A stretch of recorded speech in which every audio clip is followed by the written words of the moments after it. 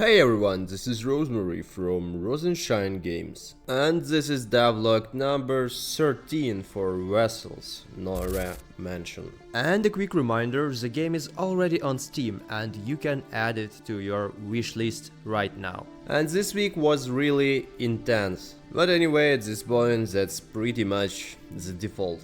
But this time it had a different energy to it, because the entire week was dedicated to one thing. Polishing the section of the game that's going into the demo. A lot of work went into small details and refining existing mechanics. It's not the kind of progress that's easy to talk about or show, it's mostly invisible, but that's exactly what makes it important.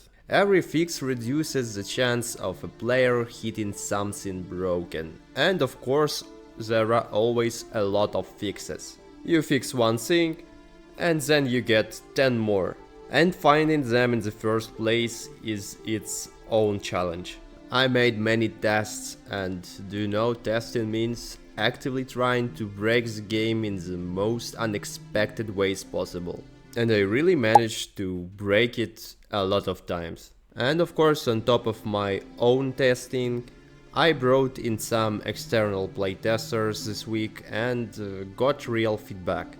And that led to another round of changes. And after all of that, the demo is done. Yeah, it's finally completely done. I would honestly release it right now, if I could. But we have to wait on Steam moderation, which is already in progress, by the way. I'm expecting the demo to be available by Friday maybe. It just depends on how quickly the review goes through, and I'm generally happy with how it turned out. And the coolest part is that the demo is longer than any previous game, and that's really cool. I'm so satisfied. By the way, speaking of my previous games, I remind you that they are still on itch.io. And of course, don't forget about my PSX asset packs that are available on Unity Asset Store too. Links are all in the description, as always. And to be honest, there was a moment this week during the polishing phase where it genuinely felt like